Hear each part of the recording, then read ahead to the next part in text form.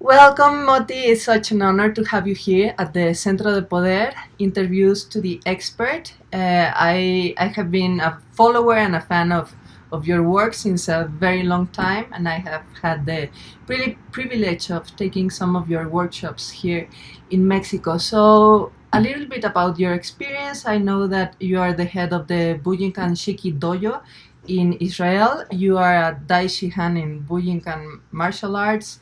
You are a retired colonel from the Israel Defense Forces, and I would like you to tell us a little bit about how you first came in contact with this idea of awareness. Like when was the moment that you discovered that you became aware that you were aware? Like you were 10 years old, you were a baby, it was yesterday. Can you tell us a little bit about that? Awareness it is the title of the Feldenkrais Method, awareness to movement. Mm-hmm. And when I started to formally learn the Feldenkrais Method, I questioned myself a lot about the meaning of awareness. Actually, sometimes we say the word awareness and everybody would say, okay, I have awareness, yeah. But what kind of awareness we talk about? And I realized at a certain point, maybe especially after I had some injuries and all kind of other, let's say, medical situations. Falling, like, yes, and I had to learn myself. I had to learn myself because I was going on a way of martial artist, and when you have an injury and you stop for some reason, you just have to stop for a while, or you have a lot of pain or whatever, and you want to continue to go on a way. So I realized at a certain point that it's not about exercising the body again. It's about changing how I use my body. And to change the body, you need awareness. Awareness of your movement, awareness of your action, awareness of how you train yourself, awareness how you contact yourself with the environment. So I would say that's it. Yeah. Yeah, very interesting through an injury, because there's like a certain culture of no pain, no gain, and it's very interesting that you became aware of awareness being a high performance martial artist. Like you normally deal with pain being a martial artist. So it's very interesting to see that actually there's no gain in pain, and it comes to a movement that made you stop and made you question the way that you were doing things, in the sense of just exercising. I would say that again, this saying about no pain, no gain, okay, is very nice again, but it's not true, actually. It's not true. Yeah? It's not true? Yeah, because one way to look at it is that I usually talk about pain because, yes, you are right. I had all kind of opportunities to feel pain. Yes, but there is good pain and bad pain. Okay. So if you understand it and you take pain in your learning, training, whatever you want to call it, but this pain is this kind of pain that it gives you more awareness of yourself and gives you something to know where is the pain. Pain is part of awareness, yes. And if in your movement you have pain and you know, okay, this is a pain that is okay, because then I can keep on moving, I can rest, I can go back and move better because I went through this pain. But if this pain is causing damage to your body, and this is this pain that we have to be careful not to have it. So, you look at someone that all what he does, he runs 100 meters, and you say, okay, he runs 100 meters, but then they have injuries, and they have sometimes injuries that that's it, they stop, because they cannot come to this point. So sports is one thing. I don't talk about sports, I talk about learning, about being better with your body. So sometimes when people say, okay, I have pain and here and there, and then we figure out what kind of pain, say, okay, this is okay. You can keep on doing with your pain. But depends if it reduces, if this pain stays there all the time, it stops you, then maybe it's not this kind of pain that we want. Okay? So that's it. About pain is okay, but it's not. It's not no pain, no gain. I mean, if you have no pain, if you have pain, maybe you will not gain. So you have to know what kind of pain you have. Okay? Yeah, you have to be aware of your pain as well, no? So aware of it. Yes. Along with this thing of this idea of wanting to overexert oneself and trying to gain more through maybe just like throwing yourself to do 100 push-ups when you don't have the technique and etc., has to do with an idea that approach will give results fast, but that approach leads to injury and bad pain. So I would like you to tell us a little bit more about the learning processes, and that actually have to do with the 3 E's that I only remember 2, that is effective, efficient, and what is the other? Effective and efficient. Well, I don't remember. If I remember, I will bring it up. Efficient, effective, and we will remember. So you see, I'm getting old. You see, but no, because I tell you what, I have other ideas. 3 E's and all those golden triangles are very important. Sometimes, again, it's to say, okay, we should have this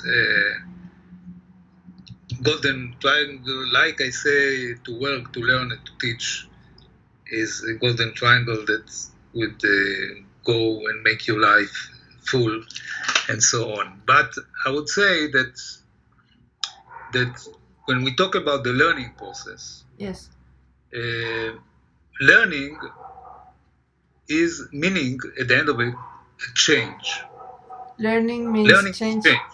It's challenging it's very challenging because you know it. So, but people many times, like you say, they want to repeat, they want to sweat, they want to feel pain, and this is also a way of learning, because our body has a way to learn. And also, if you do something and you repeat it, there is something in your brain that will direct you to be more efficient. And even if you look at someone that is a shoe maker, a shoe fixer, I don't know what you call those. Yes. He sits and you bring your shoe and tuck, tuck, tuck, he's fixing your shoe. And you look at this person, how efficient he works. Yes, and how he learned, and maybe nobody taught him. He just did it because that's what he could do in his life, and he become better and better, and becomes an expert fixing your shoes. And it's all about movement. It's all about movement. Wow, wow. And so there is a way to learn, and there is another way I would say that you are learning what I used to say. I talk with people about learning what you know. How's that? It sounds like a paradox. Yes. Yeah, but that's it, because people, you see, they say, okay, I know this. And you say, okay, what do you know? And he shows you what he knows. And say, okay, I will teach you how to do what you know much better. Okay. And okay, so there is a way that I work today with my students that are people that practice with me, let's say, for 30 years already. My students for 30 years. So they know. And why it's interesting for them to return every week to the training, to the class, to the meeting, because I work with them on what they know, and I take what they know and I show them how to do it better. And there is it's very simple in a way, because when we talk about awareness, we talk about creativity. Yes. Meaning, in the brain, there is a process of creativity. I mean, creativity means that you can learn something new, okay, and you can learn something old. Yes. Okay. And if you take, for instance, a person, 80 years old, he has so much experience in his body, more than you and I. 80 years old, 80 years of experience of movement. But people at the age of 80, and maybe at 70, and maybe at 50, okay, they stop doing things. Why? Not because they cannot do it, because they don't do it. Maybe they're lazy, maybe they do something else, maybe they decided, okay, I'm old, so I don't have to jump. I'm old, why should I jump? And if you take an old person, like 80 years old, and you start teaching him how to jump, he knows how to jump because he did it all of his life. When he was 10 years old, when he was 20, maybe when he was 30. Now he's 80, he's not jumping. Okay, so you say, okay, it's difficult for him, he's old, he's weak, but still, if you teach him how to jump, he will be happy. And here I come also to this idea of the theory of emotion. Yes, if you remember William James' theory, and he said, are you run because you're afraid from the bear, or you're afraid because you won? Okay, and if you go to elementary school, look the kids play, you see all the kids are jumping all the time, and they're happy. So are they happy and then they jump, or are they happy because they jump? And I say that they're happy because they jump. So if I teach an 80 years old person to jump, he will be happy because he's jumping. Yes. Now, this is something old. He knows how to do it in his brain, in his body. He just didn't do it for many, many years, maybe 30 years. At the age of 50, people do not jump. It's maybe an act of creativity to stay available to all the possibilities in the body, and it makes me think about that. Every day you woke up and it's 10 a.m. or 5 in the afternoon, and you know where the kitchen is, and etc. So it's the same, but it's not the same because every day it's different. So the same thing is like you grab a fruit to eat, but it depends on you whether you want to really make contact with the experience that presents today, even though it has a very known context.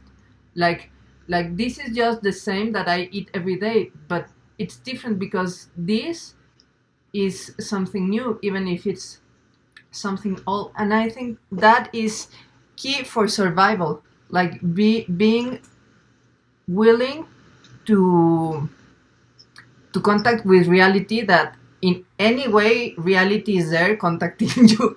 So whether you want to fall in an habitual pattern of beliefs and way of doing things, or you want or you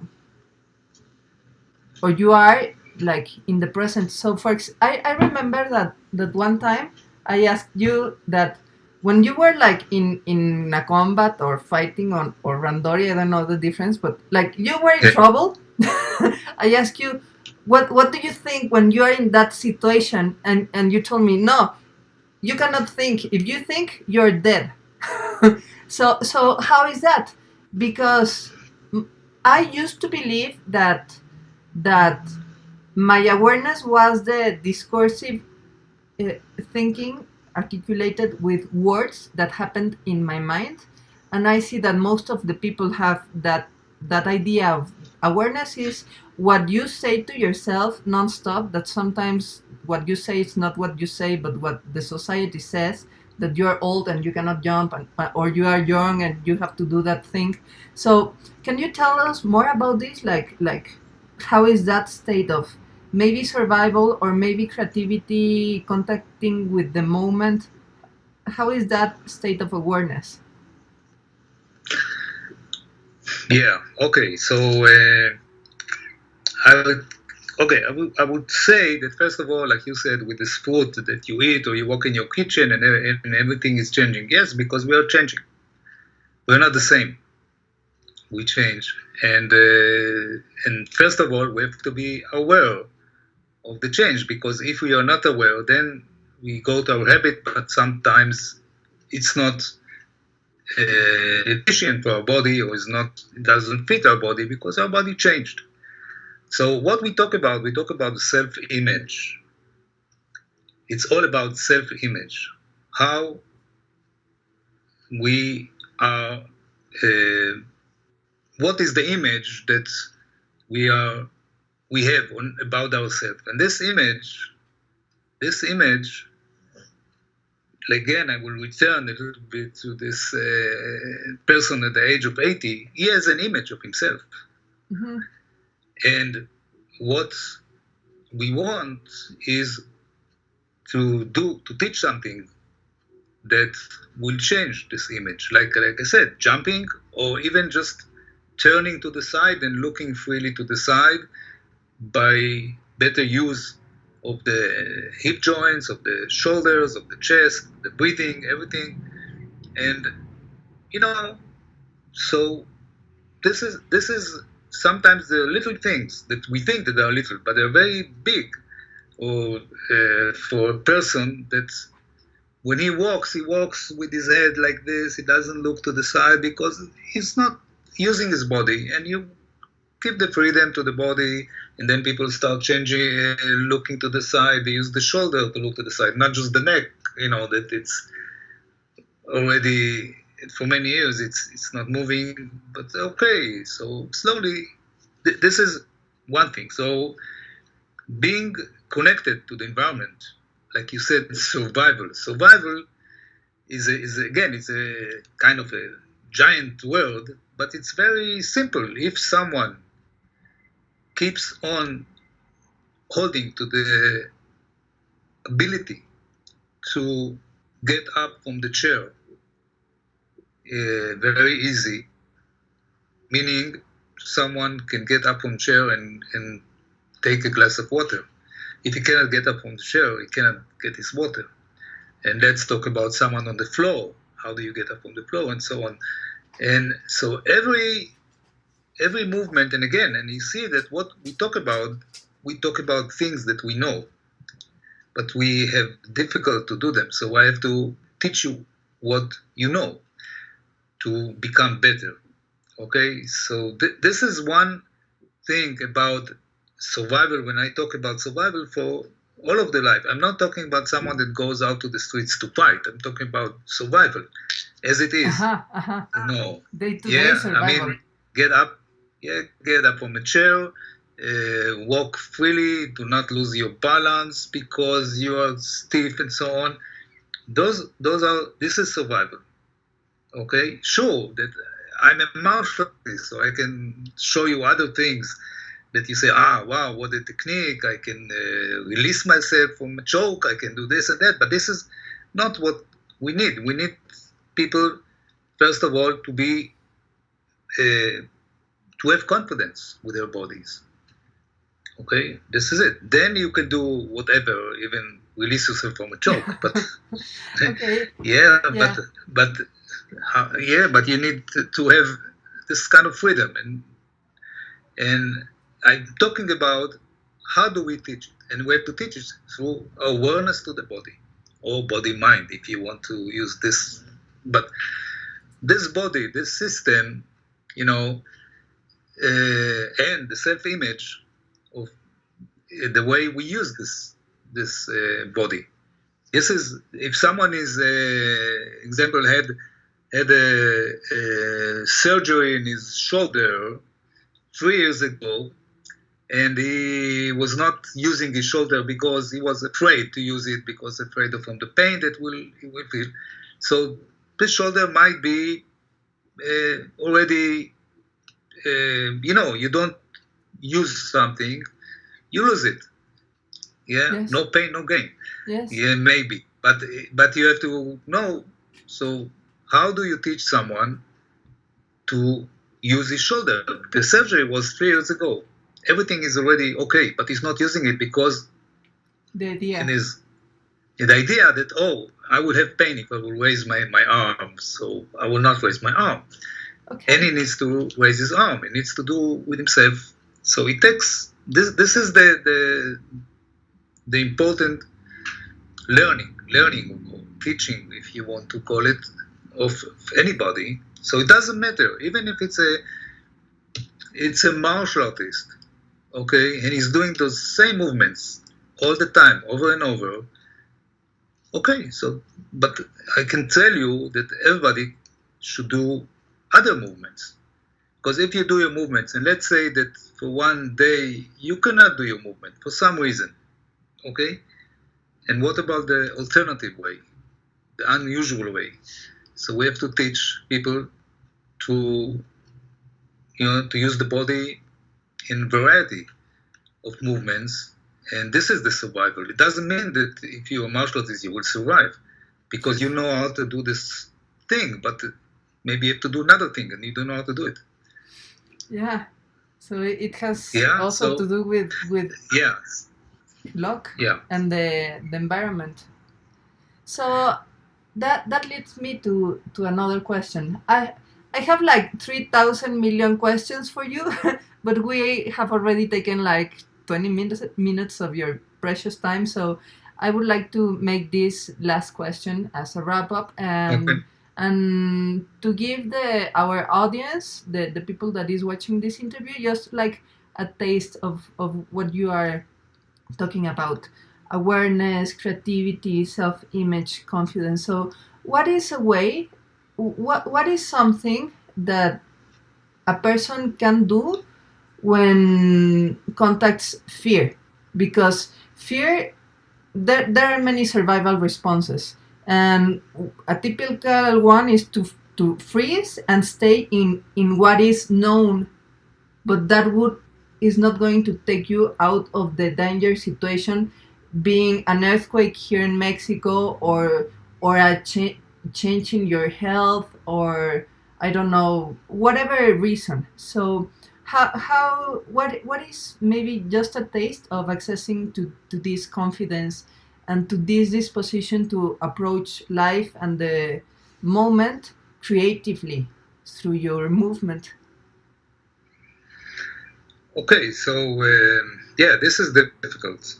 It's difficult situation. Yeah, that you come to this point, to this let's say situation, that there is a threat on you, and you lose confidence. Mm-hmm. Okay, and first of all, people need to breathing. Okay. Breathing is the first thing that will help you to sense yourself, to sense your body.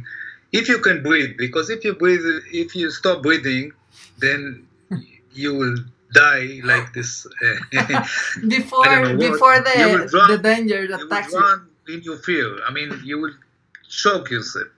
So breathing, and so everybody should be aware about this breathing. And this is that's what we do. That's why we teach people. It's not how to breathe. It's to be aware of your breathing. It's very different. If you teach people how to breathe, sometimes it doesn't help. But if they're aware that now I stop breathing, and because I'm afraid, so or maybe I'm very happy and I stop breathing. I don't know. So you have to breathe. Okay. The second thing is to move, and this is again, it's returning to the way people should feel about sense the bodies. They sometimes they want to do something, but they do not. It seems that they do not know what to do, but actually, it's not that they do not know what to do. They just have to be confident about themselves, and it's all starts with basic things to teach people natural stance and natural walk. And listen to your knees, listen to your pelvis, know whatever. And if you start breathing, then you can start.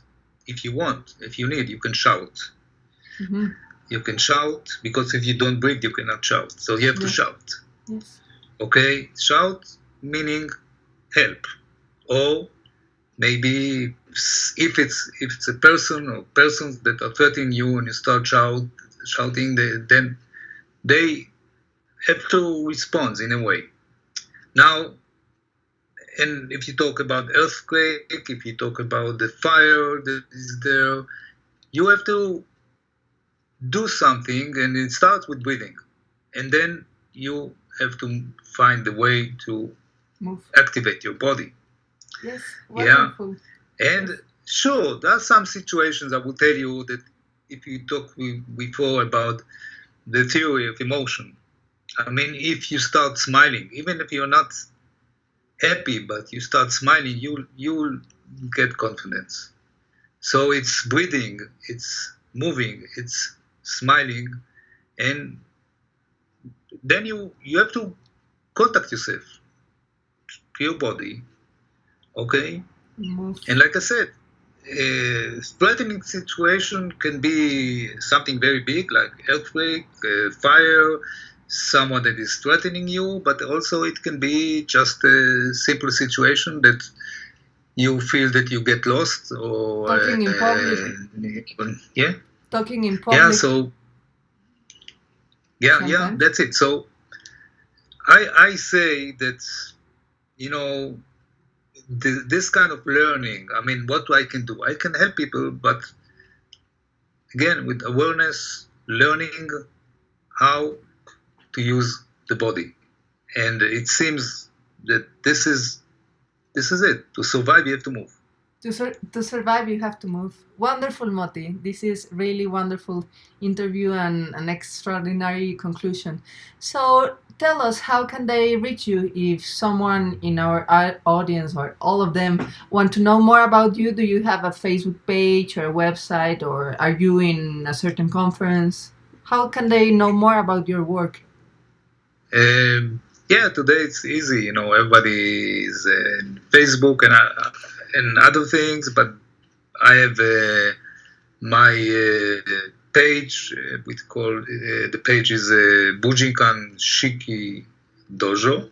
This is my page in Facebook. Also, they can just write Moti Nativ, and they will find me here and there. And yeah, and they can get my phone from you, and they can call me. Wonderful. That's so generous of you.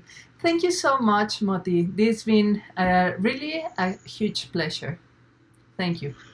For me too. Thank you very much, Candia.